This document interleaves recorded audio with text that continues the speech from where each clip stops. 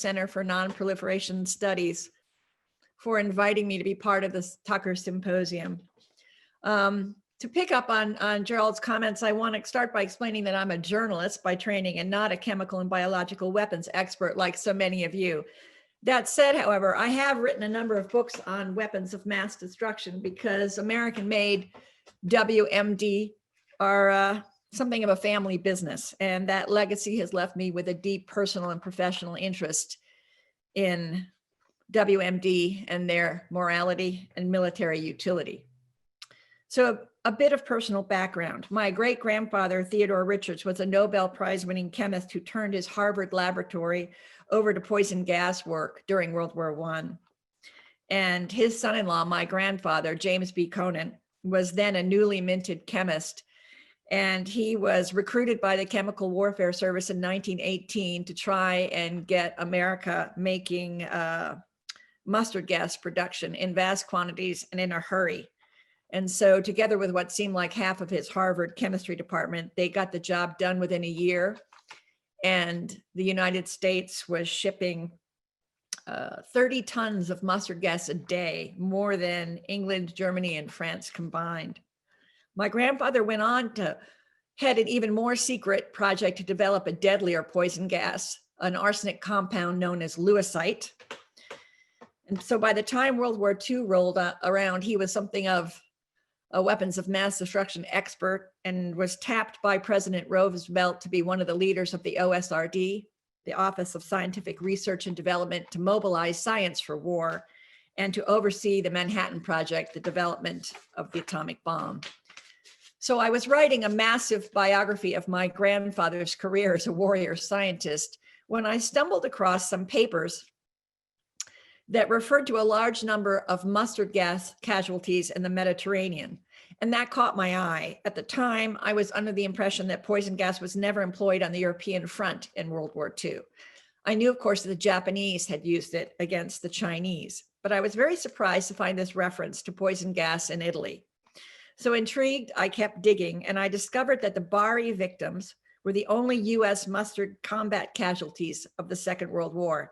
I also learned that the secrecy surrounding the unprecedented poison gas spill and the long delayed official acknowledgement that the survivors had been exposed to a toxic warfare agent had greatly compounded the tragedy.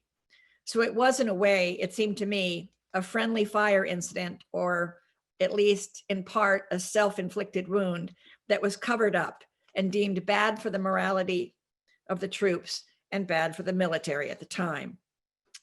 I then unearthed the June 10th, 1944 final report of the Bari mustard gas casualties, written by a young chemical weapons consultant, Lieutenant Colonel Stuart Alexander, who was called in to investigate the disaster and whose breakthrough findings, according to the American Cancer Society, helped galvanize the creation of the modern field of cancer chemotherapy. It seemed incredible to me that this story was not better known, considering all the lessons it had to teach. While most medical textbooks credited the Bari disaster with a serendipitous discovery, as they put it, of mustard gas's curative potential, the incident was usually not more than a footnote, and Alexander's name was never mentioned. So altogether, it seemed to me a very good subject for a book, and I contacted his family and started gathering his papers. The biochemist Louis Pasteur once said, "In the field of observation, chance favors only the prepared mind." It seems to me that Alexander, precisely because of his chemical warfare service training, recognized that the never before seen symptoms in a group of dying sailors might have life-saving implications for others. And he was determined that his insight into mustard gas's toxic effect on white blood cells be reported and followed up by medical researchers. So this is the story of how one Army doctor turned a chemical weapons accident into an opportunity and a horrific World War II tragedy into a medical triumph. I'm going to take you back to the night of December 2nd, 1943. Bari, located on Italy's Adriatic coast, was an important Mediterranean service hub at the time. It was supplying the better part of 500,000 Allied troops engaged in driving the Germans out of Italy. All the Allied planes had managed to chase the Nazis from the skies over Italy, and the British who controlled the port were so confident that they had decimated the German Air Force that the Air Marshal bragged that very day that Bari was all but immune from attack. The busy wartime port was teeming with activity. 4 days earlier, the American Liberty ship, the John Harvey, had pulled in with a convoy of 9 other ships. Some 30 Allied ships were crammed into the harbor, packed against the seawall along the pier. Their holds were laden with everything from food and medical gear to engines, corrugated steel for landing strips, and 50-gallon drums of aviation fuel. The dockyards were working around the clock to unload the supplies for the next big push, the advance on Rome. Because of the urgency to keep the incoming stream of war material moving where it was needed most, the usual blackout orders were suspended. The lights in Bari Harbor blazed all night. At 7:35 p.m. on the night of December 2nd, the German Ju-88s flew in low over the town, dropping their bombs. The lead pathfinders dropped duple or window, a new kind of jamming technique using foil strips to confuse Allied radar, and achieved almost complete surprise. As the incendiaries rained down on the harbor, turning night into day, the gunners aboard the anchored ships scrambled to shoot down the enemy, but they were too late. Although the raid lasted less than 20 minutes, the results were devastating. A tremendous roar came up from the harbor. An exploding ammunition tanker sent a huge rolling mass of flames 1,000 feet high. A ruptured bulk fuel line on shore sent thousands of gallons gushing into the harbor, where it ignited into a gigantic sheet of flame, engulfing the entire north side of the port. Like a prairie fire, the flames spread rapidly across the oily surface of the water, leaping from ship to ship. The whole row of American Liberty ships was soon consumed. Crews worked frantically to save their ships before the fires forced the men to jump overboard and swim for safety. News of the night raid on Bari, one of the worst naval catastrophes of the war, was heavily censored from the start. General Dwight D. Eisenhower's first communique from Allied Force headquarters in Algiers stated only that damage was done. The first real account of the air raid actually came from the Germans. A propaganda broadcast the next day over the radio gloated over their mission's spectacular success, stating that the crowded harbor had been so poorly protected, the German bombers had picked off the Allied ships like sitting ducks. The sneak attack on Bari, which the press dubbed, quote, Little Pearl Harbor, shook the complacency of the Allied forces. All told, the Nazis sunk 17 Allied ships and destroyed more than 34,000 tons of valuable cargo. More than 1,000 American and British servicemen were killed outright, almost as many wounded, with hundreds, if not thousands, of civilians. Rumors abounded that the officials were covering up the embarrassing incident. There was rumors even that it was caused by a new German secret weapon, a rocket-driven glide bomb. Congressional concern over the debacle was underscored by Eisenhower's announcement that he had asked a special Senate subcommittee to investigate. Rear Admiral Emory Scott Land, responsible for the U.S. Merchant Marine fleet across 7 seas, angrily told Time magazine, "You're going to hear more about that raid before you hear less." But that was the last official word on the matter, and the Bari incident remained shrouded in mystery.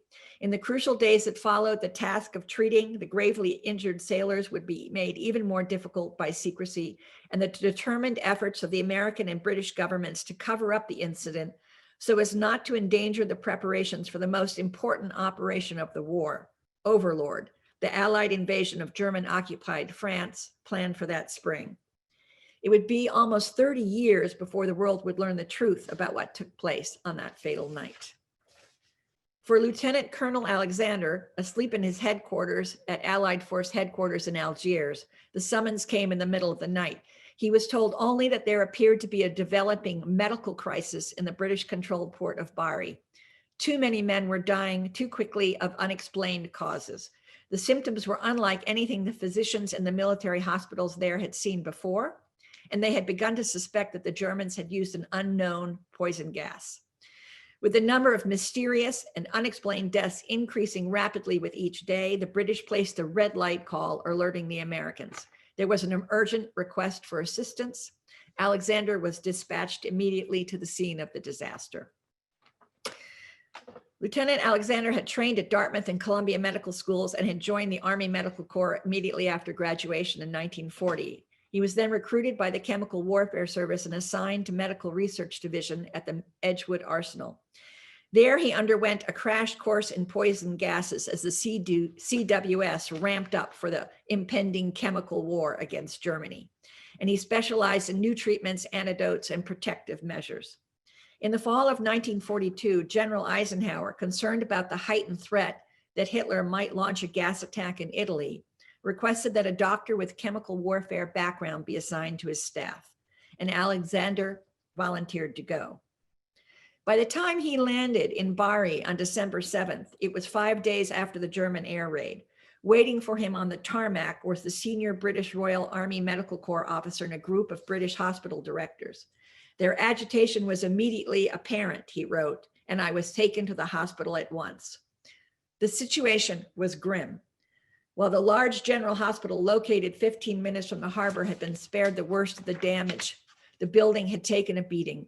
Doors were wrenched off hinges, windows were shattered, and a concussion blast had knocked out the power, plunging the hospital into darkness. While they were still sweeping up the glass, the wounded began to arrive. Hundreds and hundreds of bloodied sailors suffering from shock, burns, and exposure. Almost all of them were covered in thick black crude oil. The litter bearers brought up the rear, carrying the seriously injured. These were the sailors who had jumped from blazing ships or swum through pools of flaming oil and were horribly burned. A death ward was set up in an empty back room for those beyond help. With so many patients needing urgent attention, there was no time to get most of the sailors out of their soiled uniforms, so the nurses did the best they could. The quote-unquote immersion cases, the shivering boys who had spent hours in freezing water, received the standard emergency treatment at the time, a shot of morphine, blankets to keep them warm, and strong hot sweet tea. Then they were left to rest. The surgical cases took priority. The first unusual indication, the doctors informed Alexander, was that the Bari casualties did not present the typical symptoms or respond in the typical manner. The nurses reported that patients complained of being very thirsty during the night, even though orderlies went around with a drinks cart. Suddenly, there were so many men clamoring for water, the whole ward was in an uproar, and patients were yelling about the intense heat, tearing off their clothes and in their frenzy, trying to rip off their bandages. Overnight, the majority of immersion cases had developed red and inflamed skin with blisters, quote, as big as balloons and heavy with fluid. This, together with the widespread nausea and vomiting, led the British doctors to think the cause might be the poisonous fumes, probably from the fuel oil and explosives. But 6 hours after the attack, patients began complaining of severe eye pain. Their eyes felt gritty, they said, as though they were sand particles, and they were weeping uncontrollably. By the end of the first day, the wards were full of hundreds of men with their eyes swollen shut. Panic began to spread among the patients who feared they had been permanently blinded. As the staff's unease deepened, British Naval Headquarters sent a notification that there was a possibility of a blister gas exposure, but the information was vague and unconfirmed. The hundreds of burn patients with unusual symptoms, they were instructed, were to be classified dermatitis NYD, not yet diagnosed, pending further instructions. The first unexplained death occurred 18 hours after the attack, the doctors told Alexander. Within 2 days, there were 14. The doctors described the startling downward spiral. Individuals that appeared in rather good condition in a matter of minutes would become moribund and die. They were mystified. If the toxic agent was mustard gas, respiratory complications should have been more prominent, along with marked cyanosis, blood-tinged sputum, and fluid in the lungs. But the heart and lungs showed only very minimal findings, and the symptoms rapidly progressed. The sailors worsened and died, but it was not the result of bronchopneumonia, as might have been expected, but from serious cardiocirculatory failure. The symptoms did not correspond to the case histories of mustard gas exposure from World War I in the medical textbooks or to the manuals issued by the Chemical Warfare Service. As Alexander walked the crowded wards, he examined the patients. He spoke with the survivors, asking how they had come by their injuries. Which ship had they been on? How did they come to be rescued? Did they receive first aid at the docks? What about at the hospital? One sailor after another told of being caught up in the firestorm, of the pandemonium, of somehow making it to the hospital where they had waited as long as 12 to 24 hours in their uniforms before receiving treatment. Drawing back covers from one patient, Alexander studied the burns on an otherwise healthy body. The sailor told him he had been aboard a rescue boat in the harbor and had felt a spray of oily liquid land on his neck and run down his chest and back. Alexander observed the outline of raw raised skin, shiny with ointment, delineating where he had been sprayed, as if the splash had been imprinted on his flesh. The burns he had seen on other patients were varied, but he could already distinguish between chemical and thermal burns. Certain patterns, he wrote, were present depending on how the individual had been exposed. It appeared that sailors had been thrown overboard and completely immersed in the harbor were burned extensively, while those in boats had comparatively superficial burns wherever the toxic soup had hit them. Several men who had sat in the solution, possibly in lifeboats, had only local burns of the buttocks and groin. As he made his rounds, it was clear to Alexander that most of these patients had been exposed to some kind of chemical agent. While he'd been walking the wards, he had noticed something, almost from the first time he entered the hospital. He'd been struck by a peculiar smell that stood out from the usual cloying mix of sweat, urine, and disinfectant. Traces of an odor implanted in my mind said mustard gas, he wrote. He knew that the three most common blister agents at the time were sulfur mustard, lewisite, and nitrogen mustard. Although generally referred to as gas, all three agents were liquids at room temperature. All three produced skin injuries resembling burns and serious eye injuries. Particularly worrying was the new pure-grade nitrogen mustard developed by the Germans, which he had studied at Edgewood after 2 classified samples were smuggled out of Germany. Its effects were more rapid than sulfur mustard. It could penetrate intact skin and cause systemic poisoning. Practically colorless and odorless, it was not easily detected in the field. It had been 5 days since the initial exposure, and if there was any chance of saving the Allied sailors lying in hospitals all over Bari, he needed to act swiftly. He questioned the commanding officer and asked him if there was any chance of a shipment of poison gas in Bari. The colonel rejected it as impossible. He insisted there was no mustard gas in Bari. As a chemical warfare consultant to Eisenhower's staff, Alexander was cleared to the highest degree. He knew the Allies had begun secretly stockpiling poison gas in the Mediterranean in case Germany, with its back to the wall, resorted to all-out chemical warfare.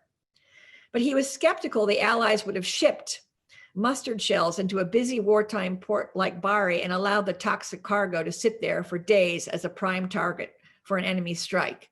It was not how things were done.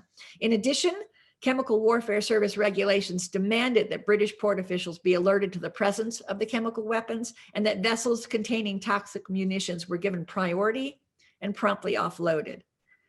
Still, he couldn't rule it out. He demanded the British turn over the port authorities' paperwork, the proper advance cables giving the required notification of toxic cargo, the ship's manifests, and the secret bills of lading. However, he was told all the paperwork had been lost or destroyed in a bombing raid and was not available. Alexander knew that the British were trying to manage his investigation. He sensed he was not getting the full story or their full cooperation, but he also knew that he was not dealing with the familiar menace in the medical books. This was a new horror, he wrote, mustard gas poisoning through a different guise than that recognized from World War I. The burden of proof rested with him. He ordered a series of tests for the patients who were still alive and careful and complete autopsies on those who had died under mysterious circumstances. He ordered samples of the harbor waters collected and analyzed. He ordered divers to examine the harbor floor, and he began performing lab tests on tissue samples and compiling pathology reports. The next day, he headed for the harbor, determined to carry out his own reconnaissance with as little official interference as possible. He surveyed the twisted skeletal remains of the Allied convoys. The oil-slimed harbor water looked dark, sluggish, and sinister. One sailor told him that the floating oil had been a foot thick on the surface of the water after the raid. Alexander suspected it was a mixture of high-octane gasoline and fuel from 24 Allied ships, and perhaps sulfur mustard gas or some derivative, perhaps dropped by the Germans.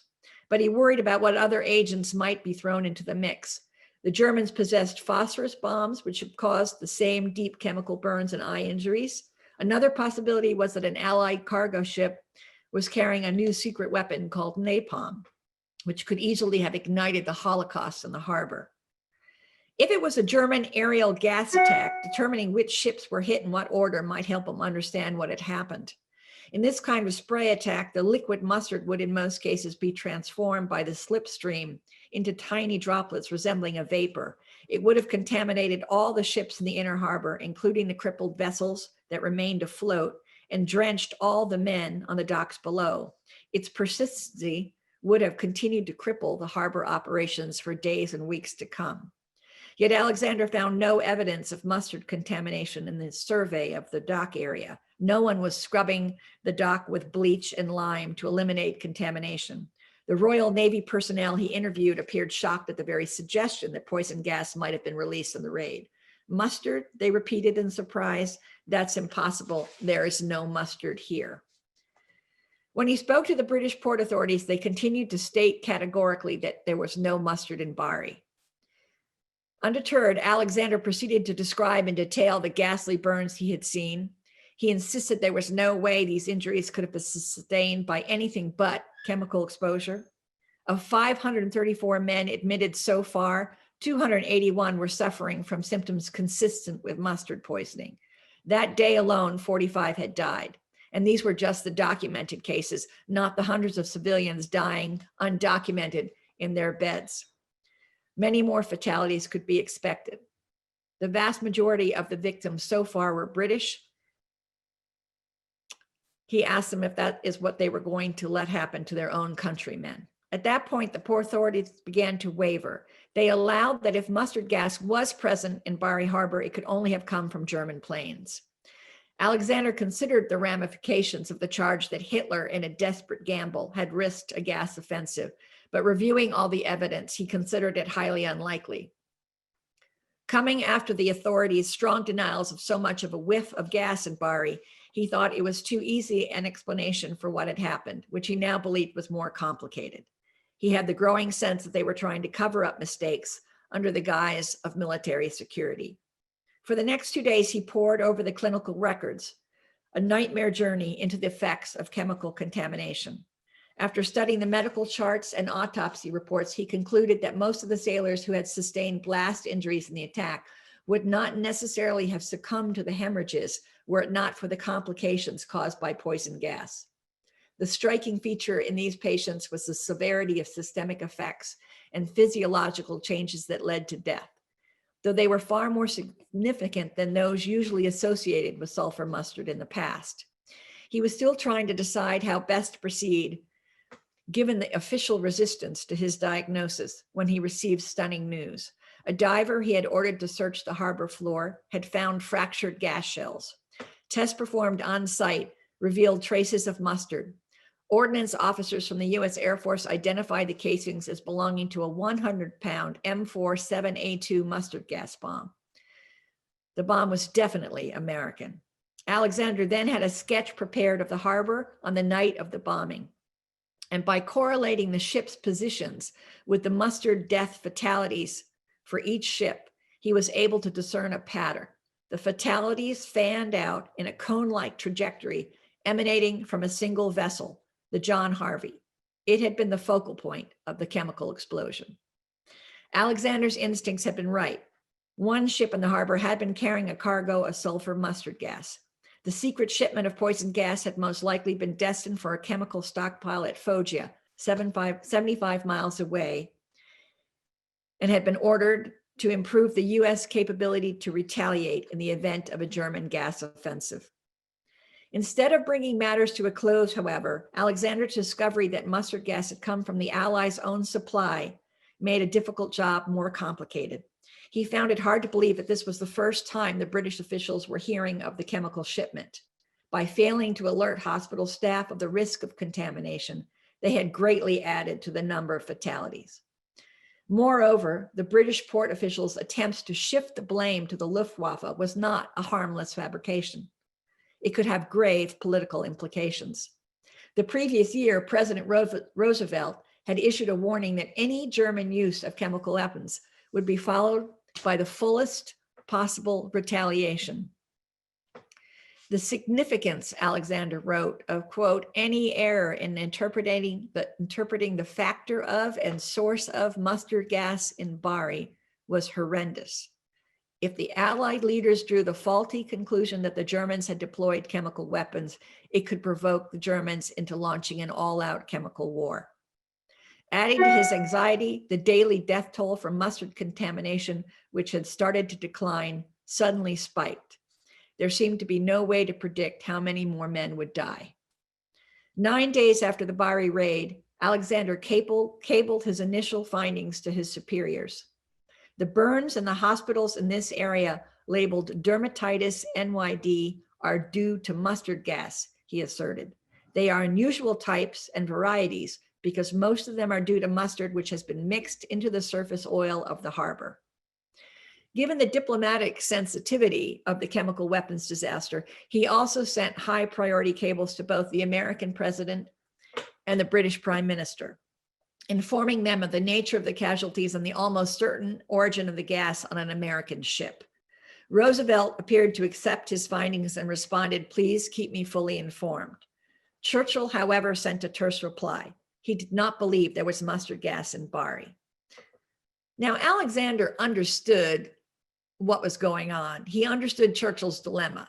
He knew that the British leader was primarily concerned that if that they should not acknowledge publicly that there was poison gas in the European theater of operation, because if the Germans retaliated in kind, which they would have a right to do, they would most likely drop their poison gas on England. America was safely far away. There was no questioning the logic of Churchill's command decision. The problem was it undermined Alexander's credibility and his ability to treat the patients on the ground. He sent a second telegram to the prime minister. At this time, he cited his findings in much greater length, stating that beyond any doubt, the casualties were due to mustard exposure. However, he was informed that Churchill maintained that the symptoms do not sound like mustard gas. His instructions were the same. The doctor should re-examine his patients.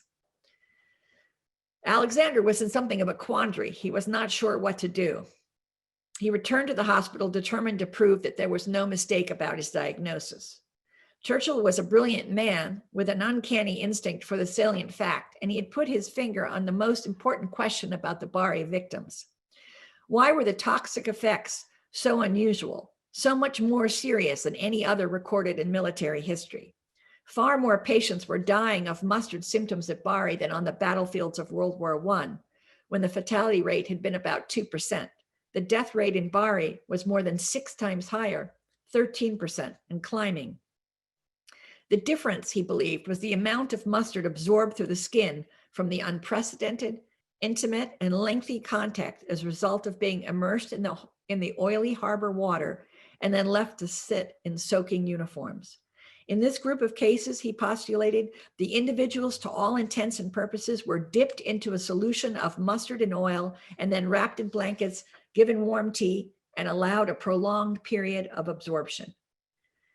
This was a profoundly depressing conclusion. Had information of the possible risk to mustard gas exposure been communicated to the frontline workers, lives could have been saved. The men could have been hosed down immediately on the docks, given fresh clothes and a fair chance of survival. Instead, they had been allowed to marinate in their mustard-soaked uniforms. It had been tantamount to a death sentence. But military secrecy had taken precedence. In the chaotic aftermath of the attack, the various British and American officials who knew of the poison gas shipment had been reluctant to release the highly classified information. The cover-up and stonewalling, Alexander concluded, came from not wanting to admit errors in judgment had been made. By that time, he had made himself a nuisance in Bari, and the British officials wanted him gone. He was warned if he did not stop pressing his diagnosis of mustard gas, he risked being court-martialed. Although his investigation into the cause of the disaster was over, his medical inquiry into mustard's effects on the victims was just beginning. He reviewed the sheets of the medical findings and the pathology reports. In one recurring observation leapt out at him: the devastating effects on the patient's white blood cells. As he flipped through a stack of records, it was there again and again. The white blood cell counts fell off sharply. In patients who recovered, white blood cell concentrations corrected by the second or third day, but in some cases, the white blood cell count dropped precipitously and the patients died. He noted that the lymphocytes, the white blood cells found in the lymph organs and of importance to the immune system, were the first to disappear. What he was looking at made his hair stand on end. Alexander had seen these exact results before, but never in human beings. Back in March of 1942, when he was still at Edgewood, his laboratory had received the captured German nitrogen mustard samples, and Alexander had been ordered to investigate their impact on the body. He and his colleagues had immediately begun detailed experimental protocols on animals. The first studies, which recorded the effects of nitrogen mustard exposure on the skin, eyes, and respiratory tracts of rabbits. To their astonishment, the white blood cell count of the rabbits dropped to 0, or points very close to 0. No one at the lab had ever seen such rapid destruction of white blood cells and the accompanying deterioration of lymph nodes and bone marrow. The researchers consulted the literature and found no reports of the same kind of reduction of white cells in the blood, known as leukopenia, or anything that had the same effect. Alexander ordered the test repeated on other lab animals to rule out the possibility of poor stock or species sensitivity. They tried guinea pigs, rats, mice, and goats. Each time they achieved the same dramatic effects: sudden severe leukopenia, lymph node depletion, and marrow depression. After exposure, the white blood cell counts rapidly disappeared, leaving shrunken little shells, he wrote, of what had once been there. Alexander was fascinated by the idea that mustard interfered with the body's mechanism for producing blood cells, especially white blood cells. Because of the dramatic and reproducible effects, he could not help but wonder about the possibility of using the compounds directly or in modified forms on human beings with diseases of the blood. If nitrogen mustard attacked white blood cells, perhaps it could be used to control leukemia, the most common type of cancer in children, with its unrestrained white blood cell growth, and by using different dosages to destroy some but not all excess cells without annihilating the patients themselves.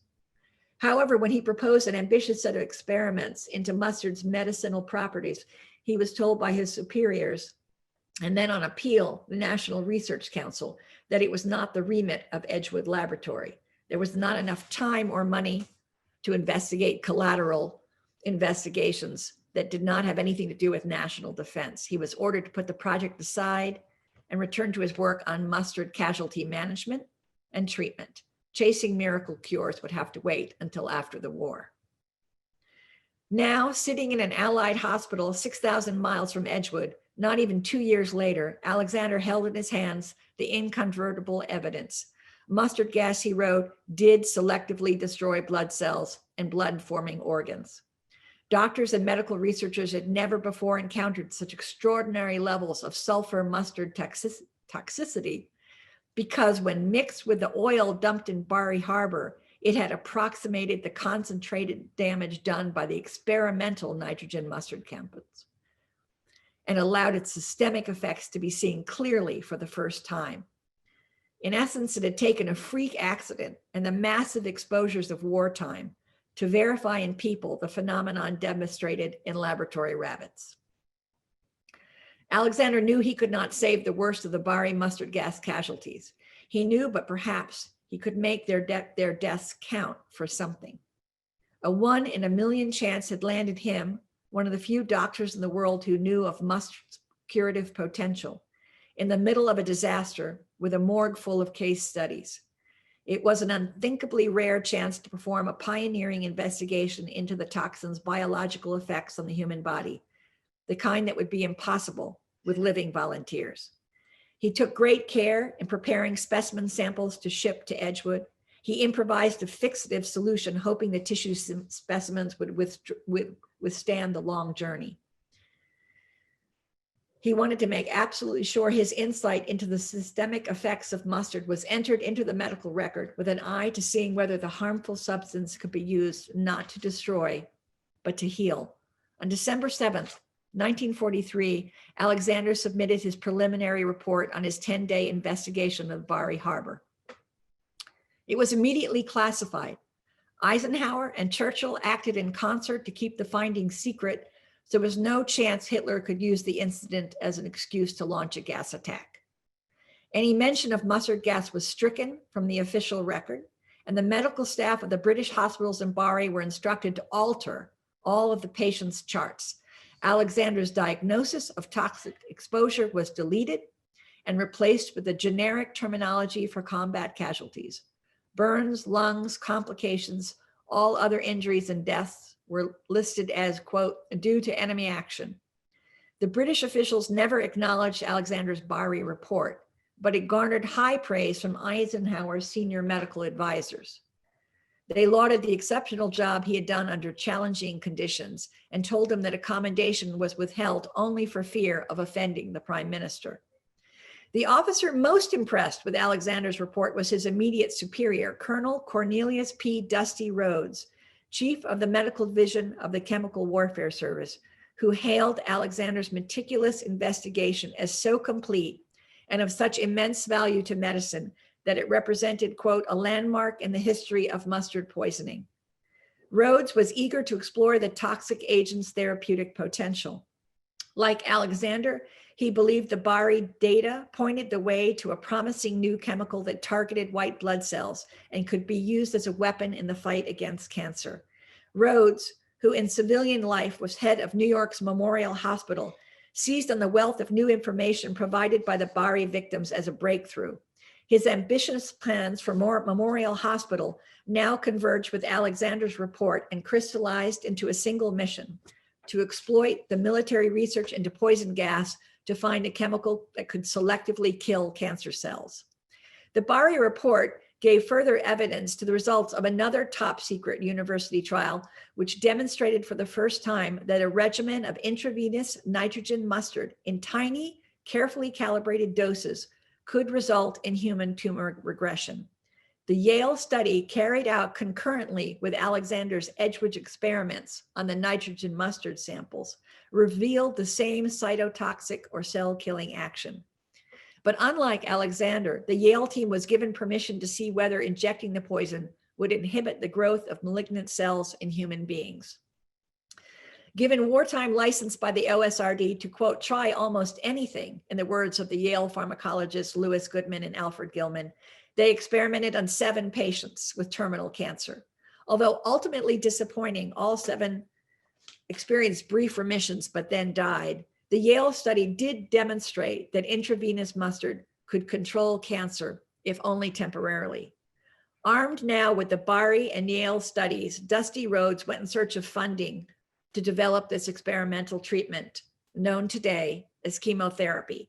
He persuaded Alfred P. Sloan, the chairman of General Motors, and the company's wizard engineer, Charles F. Kettering, to endow a new institute that would bring together leading scientists and physicians to make a concentrated attack on cancer. Rhodes recruited the best and brightest researchers from the Chemical Warfare Service for the Sloan Kettering Institute of Cancer, which debuted on August 7th, 1945, the day the war ended. James B. Conant immediately went onto the board. It would take more than a decade of trial and tribulations and difficult experiments with alkylating agents before they learned how to refine potent chemical warfare agents into chemotherapeutic agents for the treatment of blood cancers. Sloan Kettering had to mobilize an army of mice and men for the trial and error research to find the most beneficial derivatives of nitrogen mustard and locate a compound whose toxic effects could be harnessed to target abnormal or malignant cells without doing too much damage to the patient. The first nitrogen mustard extract safe enough for clinical use was trademarked Mustargen and quickly approved by the FDA in 1949. Sloan Kettering doctors notched their first progress in treating adults with acute leukemia and then children. By 1953, the new medicines 6-MP and methotrexate were shown to produce remissions in children with acute leukemia, the most common childhood cancer. Today, with the use of combination chemotherapy, more than 90% of children can be cured of the once fatal disease. The same is true of another fatal disease, Hodgkin's lymphoma. The official secrecy surrounding the Bari disaster continued for decades. The military refused to acknowledge the chronic effects of mustard on the hundreds of Bari survivors, to say nothing of the thousands of US servicemen used as human experimental subjects in poison gas testing programs, resulting in years of suffering, controversy, and lawsuits for medical compensation, both in the US and in Britain. While I only touch on the Chemical Warfare Service's highly classified medical experiments with lethal gases at the end of my book, I believe the next speaker, Katherine Cholfie, will talk about the most controversial of these programs, known as the San Jose Project, which is another example of the cold calculations that were made and the many sacrifices that took place in the pursuit of victory. I'm going to conclude by reading the last lines of a famous speech that Dusty Rhodes gave in 1946, in which he first publicly discussed the secret wartime research into poison gas and its potential as a treatment for cancer. He began by paying tribute to Colonel Alexander, who recognized that a killer might be a cure and helped take nitrogen mustard from the battlefield to a frontline cancer treatment. He then paid homage to the military doctors and research scientists who followed the instruction of Isaiah to beat their swords into plowshares and forge the links in the long chain of discoveries that produced something of an unparalleled value for civilization. The Bari incident has long been forgotten by most, and World War II is history, he concluded. Perhaps from the studies of the mode of action of toxic chemicals, rather more salvage for human good has been made than is the case for most of the other military arms. Thank you. Thank you so much.